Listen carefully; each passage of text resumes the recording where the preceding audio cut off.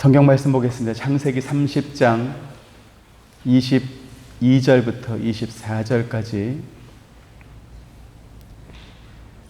창세기 30장 22절부터 24절까지 한 절씩 교독합니다. 하나님이 라헬을 생각하신지라 하나님이 그의 소원을 들으시고 그의 태를 여셨으므로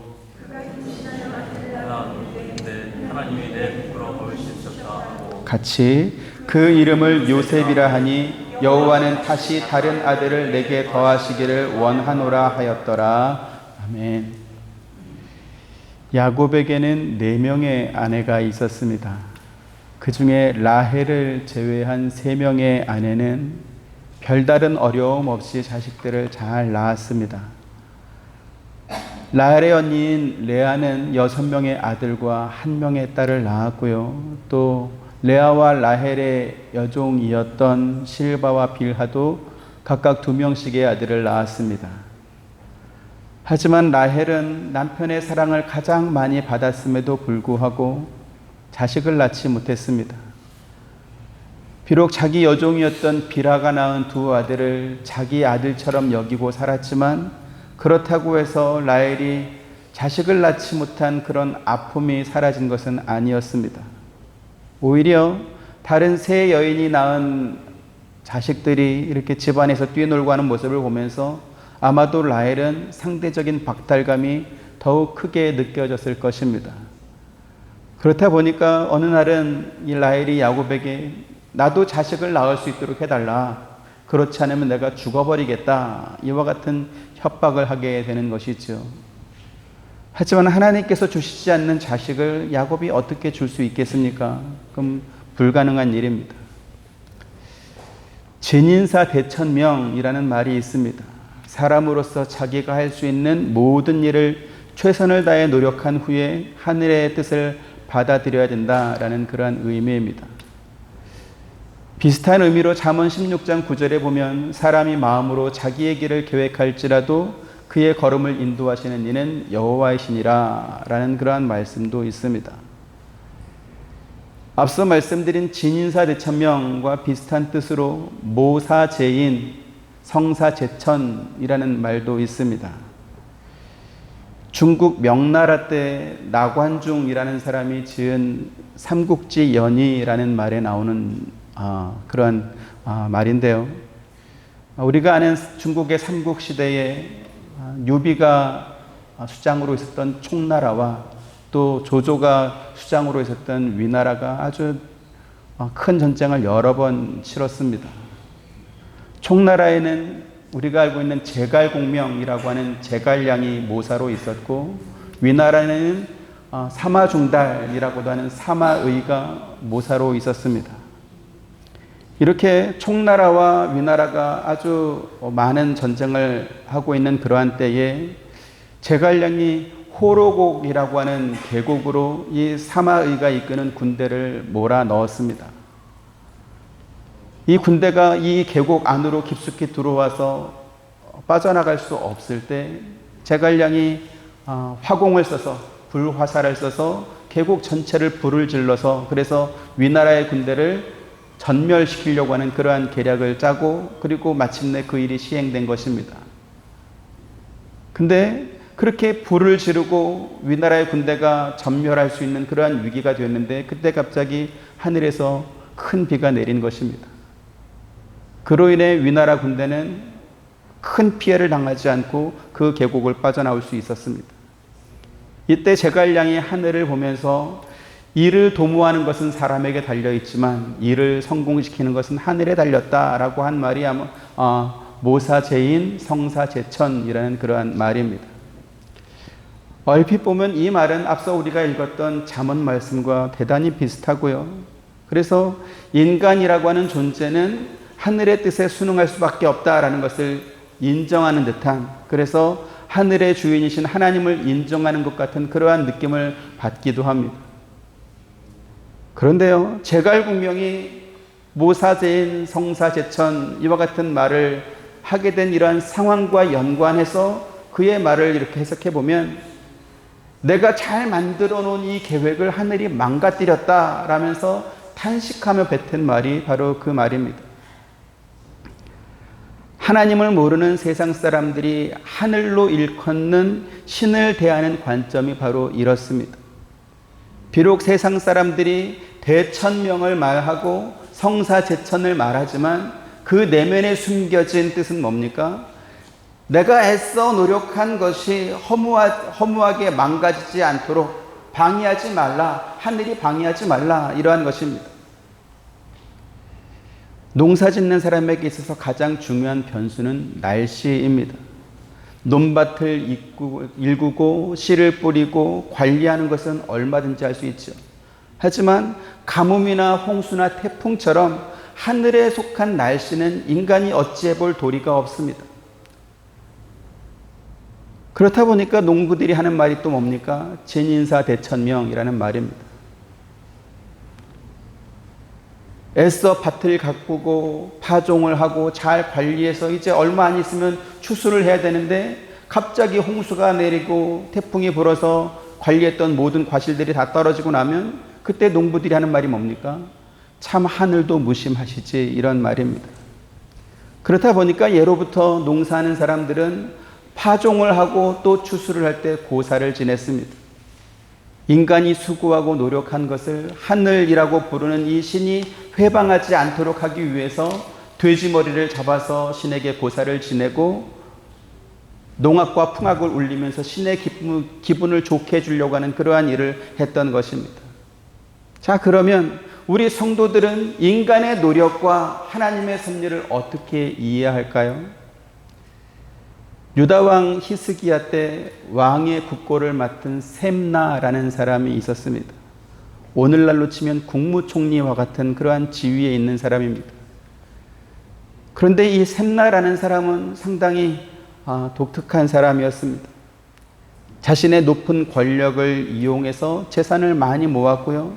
또 그 많이 모은 재산을 기반으로 자기의 권력 기반을 더욱더 다졌습니다. 지지 세력을 모으고, 그래서 그 권력이 얼마나 대단했던지 다윗 왕실의 묘실에 자기의 묘지를 만드는 일까지 했던 사람이 셈나였습니다.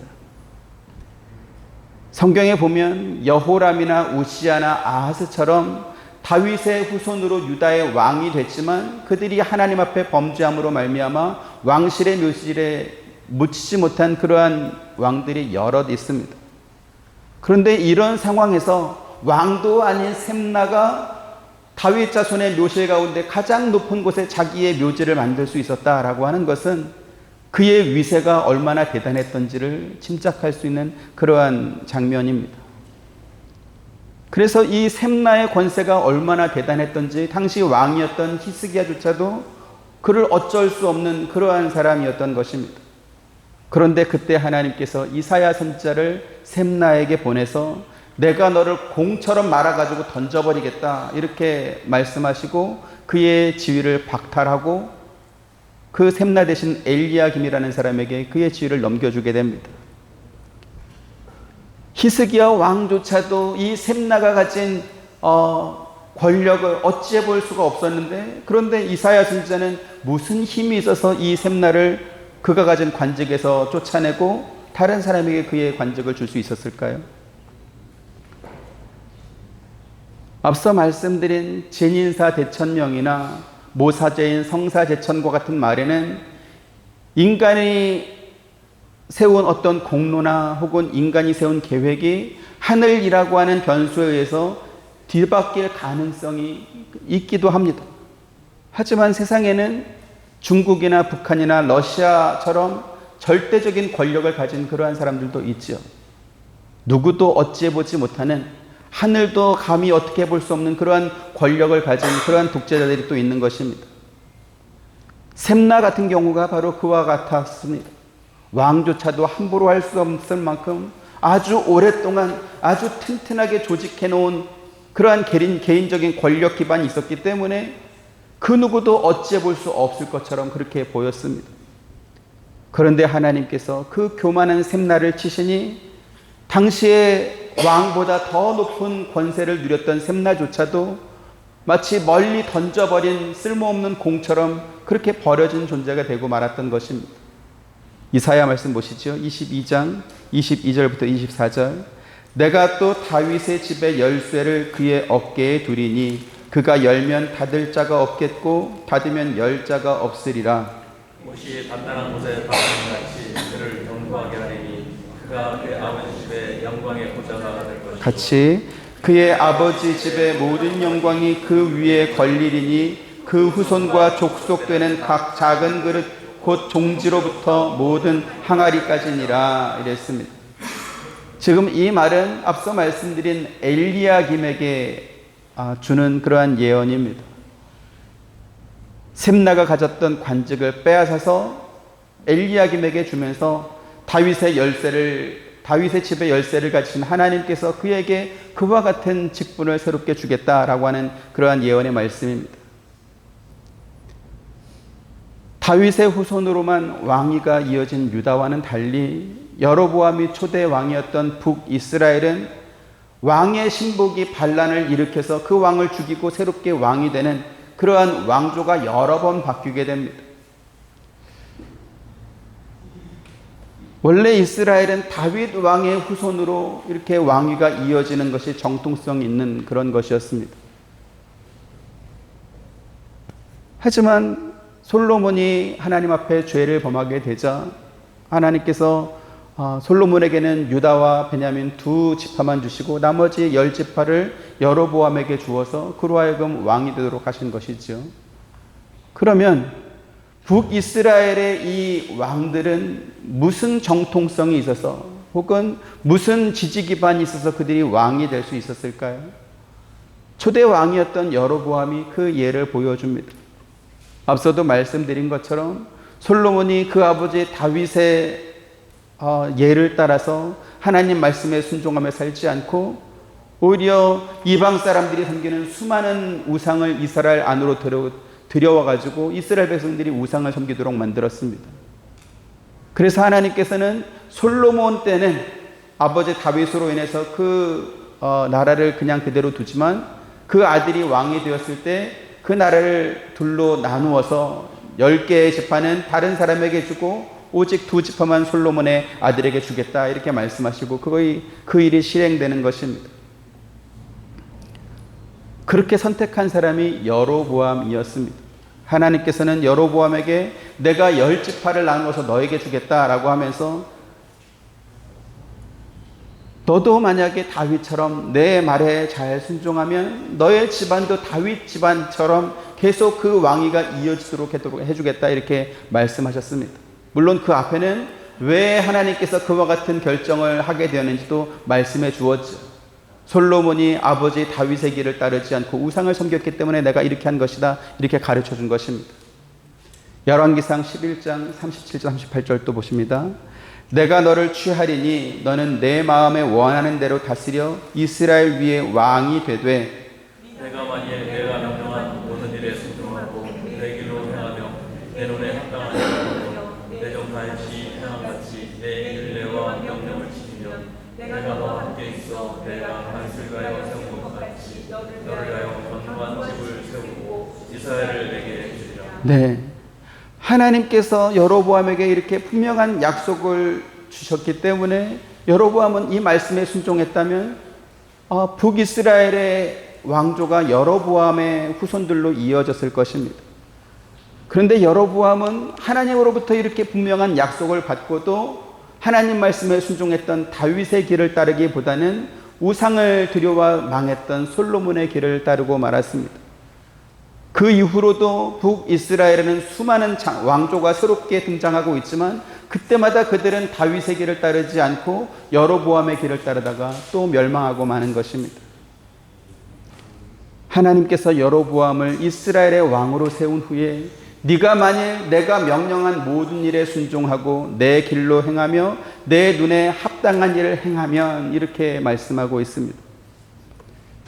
그런데 이 말씀은 여로보암뿐만 아니라 모세와 함께 출애굽했던 이스라엘 백성들 또 그 후손들 그리고 오늘날 저와 여러분에게도 똑같이 주시는 말씀이기도 합니다.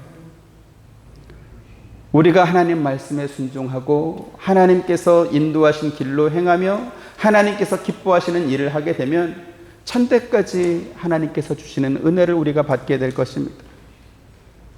그런데요, 하나님께서 너희가 이렇게 하면 내가 너희에게 이렇게 해주겠다, 이렇게 조건절 형식으로 말씀하셨다고 해서 그 말씀을 들은 우리가 한번 들어보고 내가 그렇게 할 건지 말 것인지 결정할 수 있다, 이렇게 생각하면 안 됩니다. 왜 안 됩니까? 하나님 말씀에 순종하지 않았을 때 우리가 받게 될 화가 돌이킬 수 없을 만큼 엄청나기 때문에 그렇습니다. 사실 이 말도 적합하지 않습니다. 그 화를 피할 길이 있다 그러면 이 말도 좀 가능하겠지만 피할 길이 사실 없습니다. 이런 예를 좀 드리죠. 긴 시간 폐암이나 간암 수술을 받고 회복실에 누워있는 환자에게 수술을 집도했던 의사가 이제 시간이 지나서 찾아왔습니다. 그리고 아파하는 그 환자에게 의사가 말을 하는 거죠. 환자분, 이제 다시는 술을 먹으면 안 됩니다. 담배 피시면 안 됩니다. 큰일 납니다. 이렇게 말해줍니다. 자, 그러면 이 수술받은 환자는 이 의사의 말을 들어보고 내가 이 말을 들을까 말까 생각해보고 결정해도 되는 겁니까? 아니면 의사 말 안 들으면 죽는 겁니까? 의사 말 안 들으면 죽는 것이죠. 그렇죠? 무덤 입구까지 들어간 사람이라 할지라도 수술을 해서 살려낼 수 있는 뛰어난 의사가 있다 할지라도 그 의사는 우리와 똑같은 피조물에 불과합니다. 그럼에도 불구하고 수술을 통해서 자기 생명을 구해준 의사의 말이라면 아마 대부분 절대적으로 순종할 것입니다. 근데 순종하지 않는 사람도 간혹 있긴 하더라고요. 저 중학교 3학년 때 저희 담임 선생님은 아주 대단한 골초였습니다. 이분은 담배를 얼마나 좋아했든지 수업 시간에도 이렇게 불을 붙이지 않았지만 담배를 입에 물고 이쪽으로 저쪽으로 돌리면서 수업을 했던 그런 사람입니다. 이분이 폐암에 걸렸습니다. 그분이 그 담임 선생님이 하신 말씀이에요. 저희한테 와서 담배를 계속 피면 3개월밖에 살지 못합니다. 그러니까 담배를 끊으십시오. 그랬대요. 그랬더니 이 선생님이 담배 없는 세상에서 살기보다는 담배 피다가 죽겠다, 이렇게 의사한테 말했답니다. 그리고 계속 피다가 진짜로 죽었습니다. 아무리 뛰어난 의사라 할지라도 우리와 똑같은 피조물인데, 근데 그 의사가 내 건강을 위해서 이렇게 해야 된다라고 하면 뭐 즐겨 먹던 술도 끊고 담배도 끊고 뭐 체중 조절도 하고 운동도 하고 이렇게 하지 않습니까? 그런데 우리를 창조하셨을 뿐만 아니라 우리를 구원하기 위해서 자기 아들까지도 십자가의 죽음에 내어준 하나님 말씀에 대해서는 들어보고 내가 한번 생각해 보겠다, 선택해 보겠다, 또 이렇게 하는 겁니다. 우리 교회 근처에 아주 좋은 산이 있습니다. 저도 가끔 이렇게 등산을 하는데 막기끼 산입니다. 아마 가보신 분은 알겠지만 등반해서 한 5분 정도 이렇게 걸어 올라가면 갈래길이 나옵니다. 오른쪽 길은 조금 거리가 짧지만 경사가 가파르고 길이 좀 험합니다. 그리고 왼쪽 길로 가면 조금 멀지만 올라갈 만합니다. 이렇게 길이 좀 평탄하고 올라갈 만합니다. 그렇게 갈래길로 올라가다가 8분 능선쯤 되면 서로 만납니다. 그래서 거기에서 그냥 내려오시는 분도 있고 조금 더 올라가가지고 그 탄탈로스 전망대까지 가시는 그런 분도 있습니다. 선택은 이럴 때 하는 겁니다.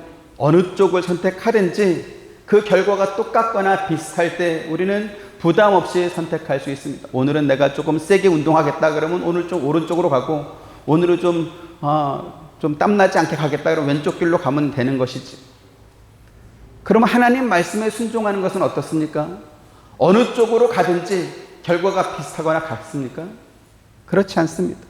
우리가 성경에서 확인하는 것처럼 하나님 말씀에 순종하면 복과 구원의 은혜가 있는 것이고, 순종하지 않으면 멸망과 영원한 형벌이 있습니다.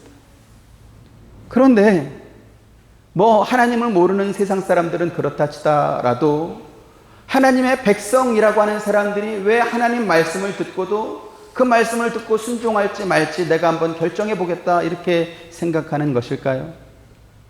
그것은 설교를 시작하면서 말씀드렸던 것처럼 진인사 대천명이라고 하는 세상의 원리에 너무 익숙하기 때문에 그런 것입니다.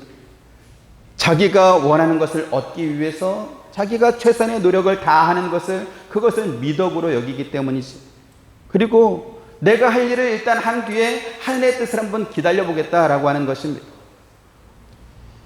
목사인 저는 왜 이것이 잘못됐다 이렇게 말씀을 드리는 걸까요? 순서가 바뀌었기 때문에 그렇습니다. 성경의 원리는 진인사 대천명이 아니고 말씀을 듣고 순종하는 것입니다. 마태복음 7장 24절 25절 보시죠. 그러므로 누구든지 나의 이 말을 듣고 행하는 자는 그 집을 반석 위에 지은 지혜로운 사람 같으니 비가 내리고 창수가 나고 바람이 불어 그 집에 부딪히되 무너지지 아니하나니 이는 주추를 반석 위에 놓은 까닭이요. 네, 자주 드리는 말씀이지만 인간이 우선이 되고 신은 인간의 소원이 이루어지도록 돕는 수단인 것이 바로 우상입니다.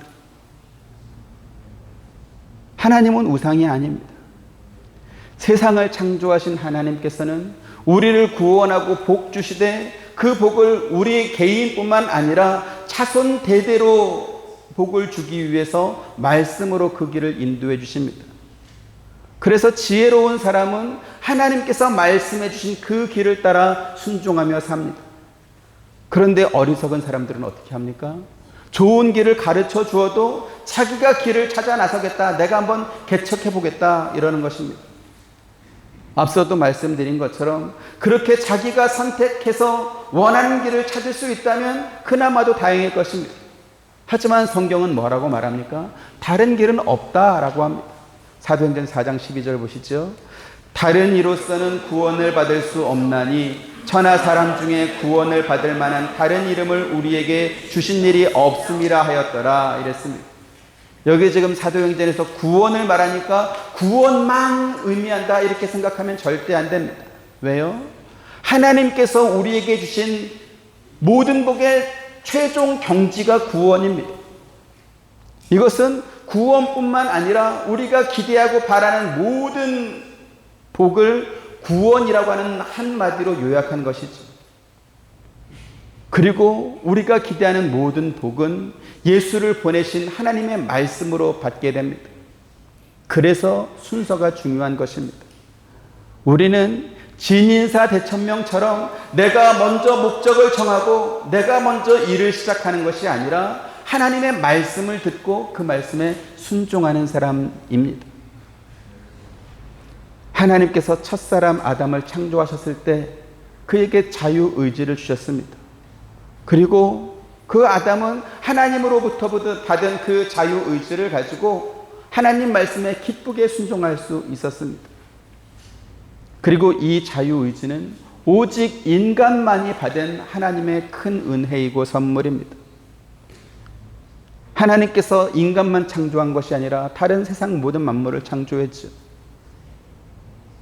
인간과 가장 비슷하다라고 알려진 원숭이 종류의 그 동물도 있지 않습니까? 그런데 다른 모든 피조물들은 자유의지란 게 없습니다.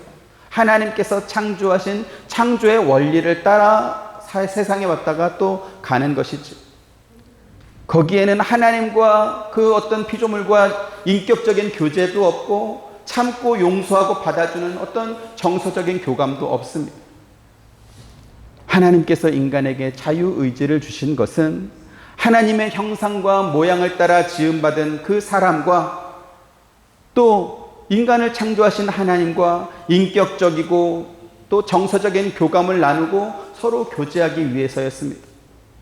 그리고 그러한 하나님의 뜻을 한마디로 표현한 단어가 바로 사랑입니다. 여러분, 사랑은 무엇입니까? 이렇게 얼굴만 봐도 가슴이 뜨거워지고 마음이 설레고 그런 것이 사랑입니까? 사랑은 그런 것이 아닙니다.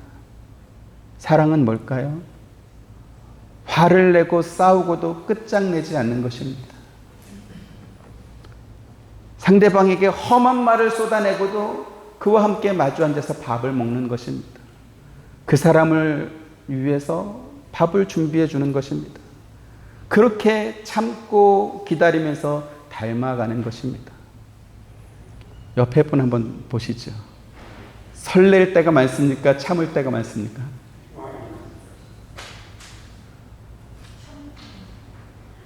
한번 말씀해줘.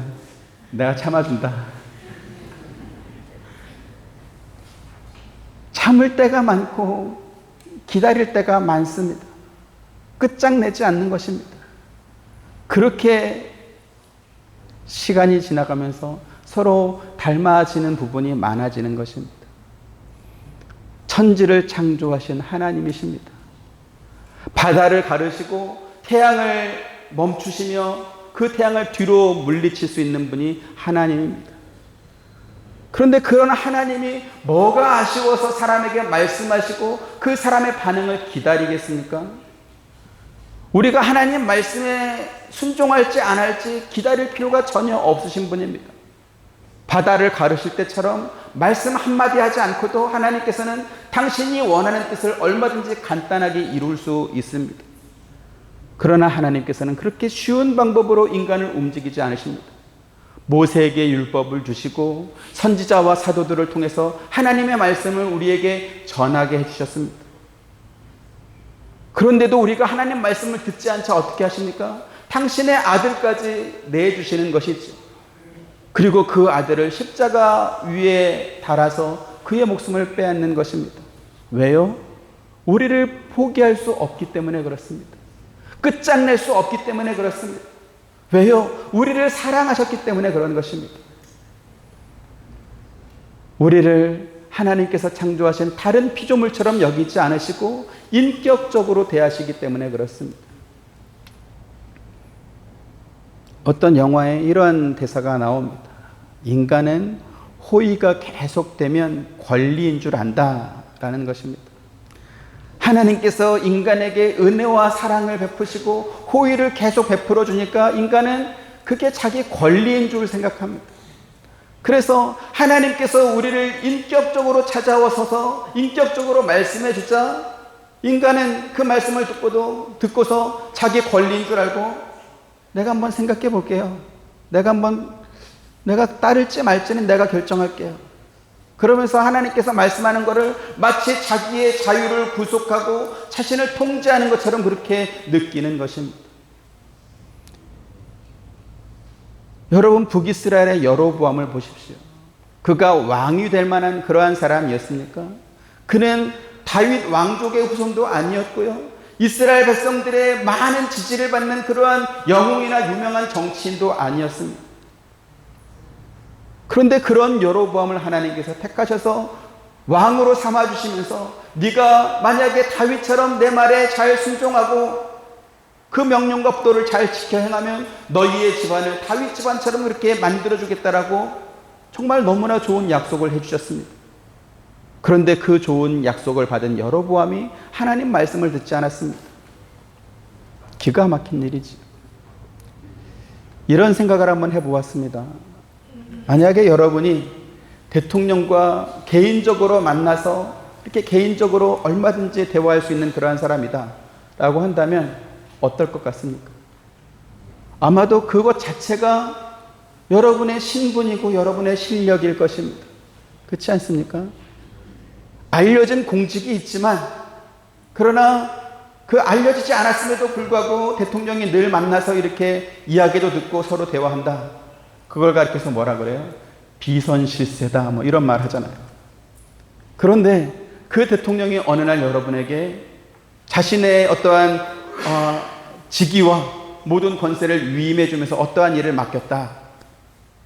이러한 일을 좀 해달라 이렇게 부탁을 했다. 그러면 여러분이 만약에 그러한 제안을 대통령으로 직접 받았다. 어떨 것 같습니까? 생각해보고 한번 답변을 주겠습니다. 이렇게 하겠습니까? 아니면 냉큼하겠다 하겠습니까?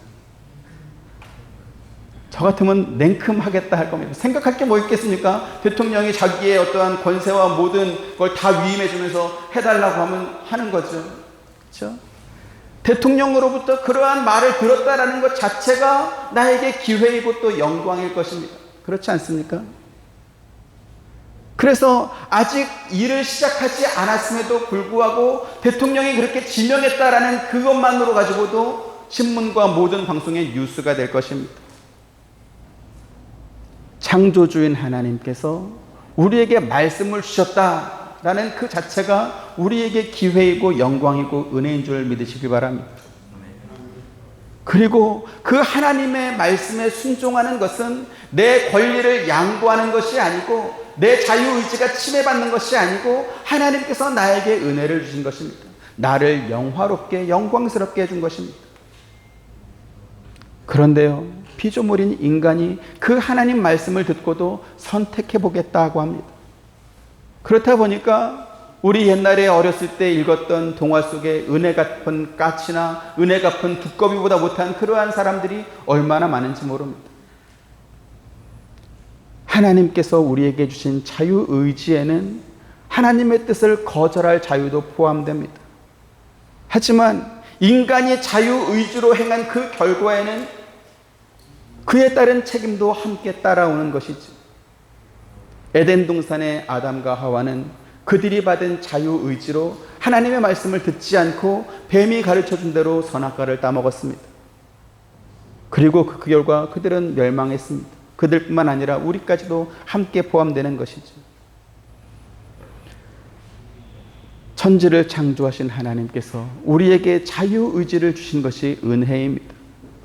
피조물에 불과한 인간이 하나님과 교감하고 하나님과 소통할 수 있는 그러한 인격적인 존재로 여겨주신 가장 대표적인 증거가 우리에게 주신 자유의지이기 때문에 그렇습니다. 그런데 우리에게 주신 그 자유의지, 은혜로 받은 그 자유의지를 하나님을 거스르는 쪽으로 사용해놓고 왜 하나님은 선악과를 만들어서 내가 잘못된 선택을 할 수 있도록 그렇게 만들었냐 이렇게 따지면 되겠습니까? 그건 말이 안 되는 것입니다. 베드로전서 4장 10절 11절 보시죠. 각각 은사를 받은 대로 하나님의 여러 가지 은혜를 맡은 선한 청지기같이 서로 봉사하라. 만일 누가 말하려면 하나님의 말씀을 하는 것 같이 하고 누가 봉사하려면 하나님이 공급하시는 힘으로 하는 것 같이 하라. 이는 범사에 예수 그리스도로 말미암아 하나님이 영광을 받치게 하려 하니 그에게 영광과 권능이 세세 동마도록 있느니라. 아멘. 우리는 자유의지를 어떻게 사용해야 합니까? 사도 바울은 우리가 하나님의 여러 가지 은혜를 받은 선한 청지기 같이 그러한 마음으로 사용해야 된다 이렇게 가르쳐주고 있습니다. 성경에 소개된 이 청지기는 그가 가진 능력과 자유를 제한받지 않고 다 사용하고 있습니다.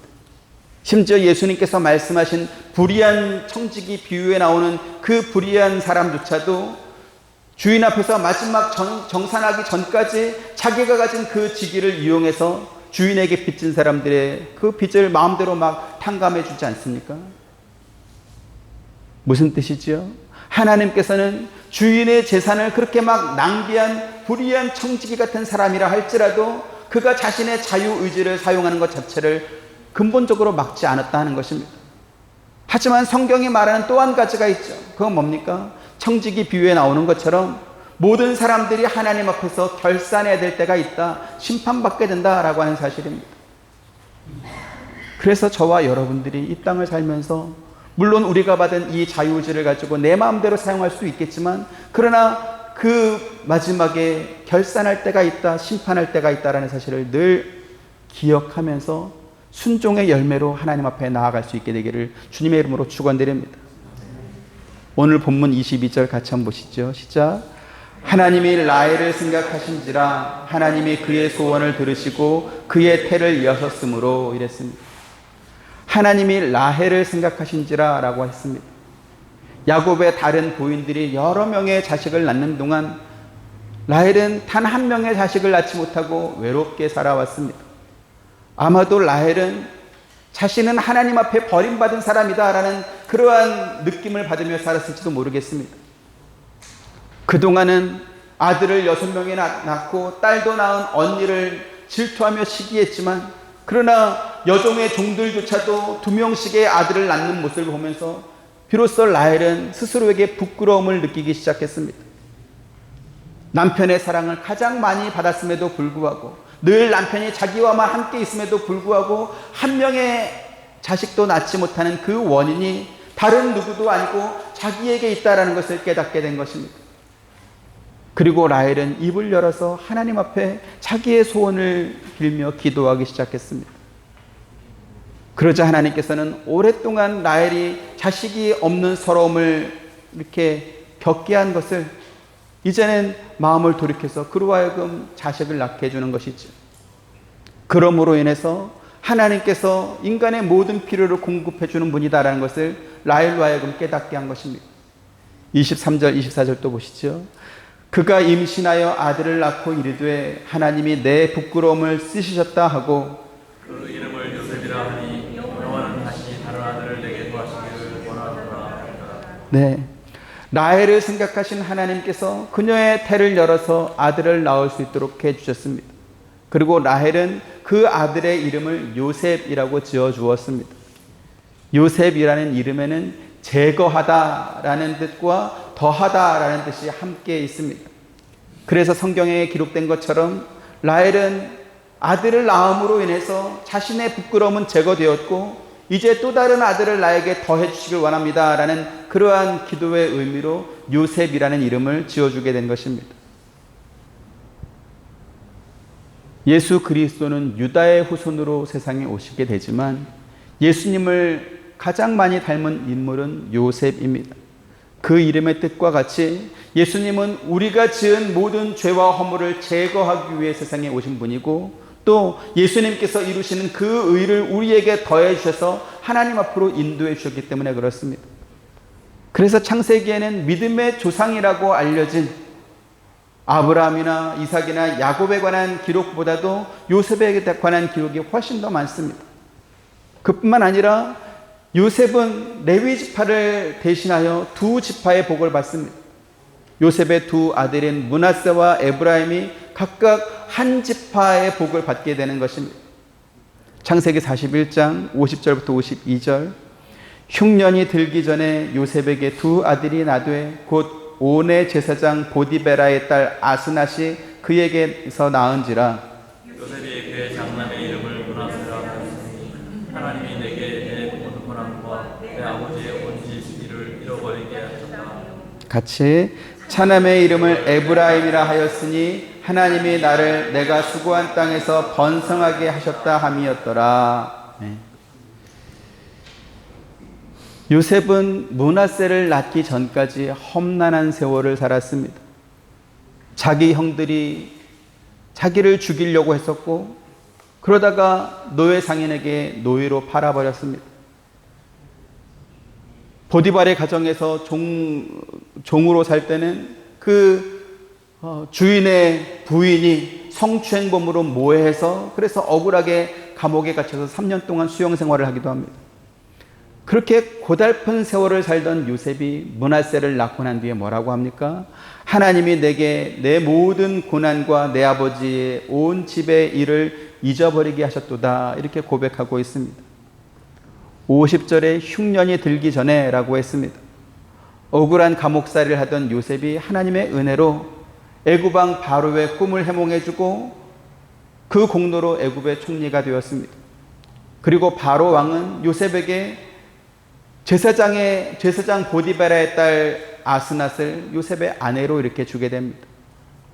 지금 바로 왕이 요셉에게 그 아내로 애굽 나라가 섬기는 그 태양신을 섬기는 보디베라 제사장 보디베라의 딸을 요셉에게 아내로 준 것은 당시 애굽 왕족이 그 결혼할 대상으로 그 제사장의 가문에서 이렇게 택하는 그러한 관습을 따른 것이다. 성경학자들은 그렇게 말합니다. 무슨 말입니까? 애굽 왕 바로가 요셉을 왕족의 하나처럼 여길 만큼 그렇게 귀하게 대접했다라는 것입니다. 17살에 애굽의 노예로 팔려왔던 이 요셉이 10년 동안 보디발의 집에서 노예 생활을 하게 되고 또 3년간 감옥에 갇혀서 있게 되지만 그러나 나이 30에 애굽의 제2인자가 되었습니다. 그리고 바로의 꿈을 해석했던 것처럼 7년 풍년이 있고 또다시 7년 흉년이 시작되기 전에 므낫세와 에브라임을 낳게 되는 것입니다. 사람마다 경험하는 바가 조금씩 다르겠지만 나이가 어린 사람도 힘들게 견뎌낸 과거가 있고요. 또 시간이 많이 흘렀어도 아직도 가슴에 아물지 않은 상처가 남아있는 그러한 사람도 있습니다. 하지만 그럼에도 추억이라는 어떤 이름으로 과거를 회상할 수 있는 그러한 사람이 있다면 그 사람은 지금은 그때처럼 힘들지 않은 사람일 것입니다. 만약에 그 과거의 힘든 그것이 지금까지 계속되고 있다라고 한다면 그 사람은 추억이라는 말도 사치처럼 여겨질 것입니다. 왜요? 현재의 고난이 너무나 어렵기 때문에 그런 것이지. 지금 요셉이 므낫세를 낳은 후에 하나님이 내게 내 모든 고난과 내 아버지의 온 집을 잊어버리게 하셨다 이렇게 고백할 수 있었던 것은 왜 그렇습니까? 그가 겪어왔던 모든 힘든 과거가 이제 끝이 났기 때문에 그렇습니다. 지났기 때문에 그렇습니다. 그리고 그 배경에는 하나님께서 요셉에게 베푸신 큰 은혜가 있었습니다. 우리는 현재 어려움에 함몰되어서 그 안에서만 발버둥 칠 때가 참 많습니다. 오늘 성경에서 보는 바와 같이 자식을 낳지 못했던 라헬이 그러했고요. 노예로 팔려와서 13년 동안 아버지의 온 집의 일, 곧 형들로부터 당한 그 아픔을 가슴에 품고 살았던 요셉이 바로 그러했습니다. 하지만 하나님께서 라헬과 요셉에게 은혜를 베푸셔서 자식을 낳게 해주자 그 전까지 그들이 품어왔던 그 아픔과 상처, 그 모든 것들, 그런 것들이 다 없어지는 것이지.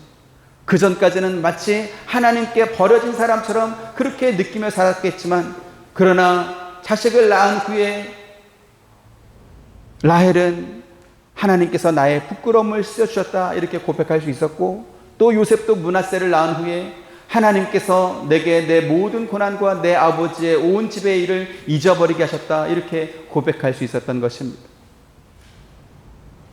라헬이 하나님을 생각하지도 못하고 있을 때 하나님께서는 라헬을 생각했고요. 또 노예로 애굽에 팔려온 요셉이 애굽의 감옥에 홀로 붙잡혀 있었을 때도 하나님께서는 그 요셉을 지켜주셨습니다. 그리고 하나님께서는 하나님의 때가 이르자 그들의 부끄러움과 그들의 아픈 상처를 다 씻어주신 것이지. 오늘 저와 여러분들도 그들이 받았던 그 은혜를 함께 받을 수 있게 되기를 주님의 이름으로 축원드립니다. 오늘 우리는 하나님의 때에 관하여서 살펴보고 있습니다. 세상의 원리는 진인사 대천명이고 모사제인 성사제천입니다. 뜻을 정하고 목적을 이루기 위해서 수고하고 노력하는 모든 주체는 사람인 것이고, 하늘은 도와주지 않을 거면 방해하지 않았으면 하는 것이 바로 진인사 대천명입니다. 하지만 성경의 원리는 무엇입니까? 우리가 사망의 음침한 골짜기를 다닐지라도 주께서 우리와 함께 하시면서 주의 지팡이와 막대기로 안전하게 지켜주신다라는 것입니다. 우리는 무지한 양과 같아서 사망의 음침한 골짜기를 홀로 다니고 있으면서도 뭐가 잘못되는지조차 인식하지 못할 때가 너무나 많습니다. 그런데 만약 그런 상황에서 우리가 바라는 모든 소원과 욕심이 다 이루어진다면 어떻게 되겠습니까?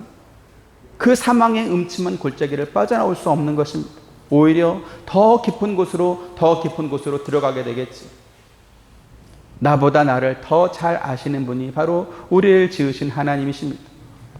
그 하나님께서 선한 목자처럼 우리를 푸른 초장과 쉴만한 물가로 인도해 주실 것입니다. 그러면 그 푸른 초장과 쉴만한 물가는 언제 도착하게 됩니까? 내가 잘못 사용한 이 자유의지로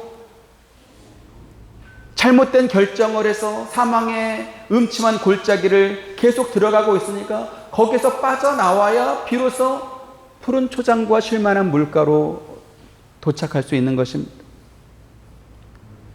왜 나는 하나님께 열심히 기도하고 있는데 내 기도가 응답되지 않을까요? 그것은 내가 잘못된 길을 지금 가고 있기 때문에 그렇습니다. 그래서 말씀으로 네가 지금 잘못된 길을 가고 있다, 내 안에 계신 성령께서 너 그 길을 돌아 나와야 된다 이렇게 가르쳐 줄 때 그 말을 들어야 되는 것입니다. 하나님께서 말씀으로 가르쳐 주시고 깨닫게 해주실 때 유턴을 하든지 피턴을 하든지, 그래서 최대한 그 길에서 빨리 빠져나와야 고생을 덜하게 되는 것입니다. 그런데 하나님께서 나에게 자유의지를 주셨으니까 나는 내 고집대로 계속하겠다, 그리고 그 길을 계속한다. 그러면 어떻게 될까요? 고생하는 시간만 길어질 것입니다. 한낱 피조물에 불과한 우리를 인격적으로 대우해 주시고 또 사랑의 대상으로 삼아주신 그 하나님의 은혜를 하나님을 반대하는 쪽으로 내 존재감을 키우려고 하는 것, 이것은 부끄러운 일이고 어리석은 짓입니다. 좋은 말로 할 때 빨리 순종하는 것이 나에게 유익할 것입니다. 오늘 여러분은 어떤 사람입니까? 하나님 말씀을 듣고 고민하십니까? 아니면 반대쪽으로 이렇게 자꾸 이렇게 발을 이렇게 움직여 보십니까? 그렇게 하지 마시고 빨리 돌아 나오시길 바랍니다. 옆에 분들에게 마지막으로 말씀하시죠. 빨리 돌아 나옵시다. 빨리 돌아 나와야 돼.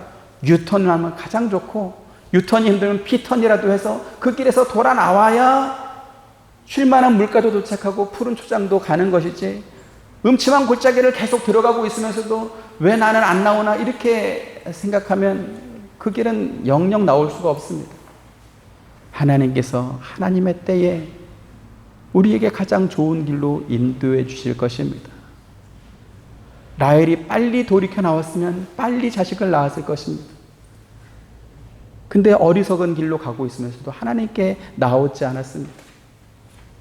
저와 여러분, 우리 한빛 장로교회는 하나님 말씀을 잘 듣고 잘 순종하는 쪽으로 여러분들이 받은 그 자유의지를 잘 사용하게 되기를 주님의 이름으로 축원드립니다. 은혜로우신 아버지 하나님, 어리석은 양과 같아서 눈앞에 있는 것도 보지 못하고 그냥 막 달려가고 있는 우리들입니다.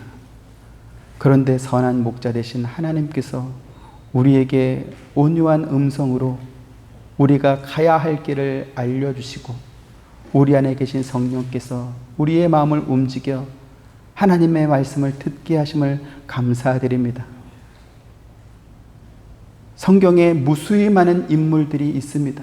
그 가운데는 하나님 말씀에 순종하여 복된 길을 걸어간 사람도 있고 끝까지 하나님 말씀에 순종하지 않다가 화를 입은 사람도 있습니다.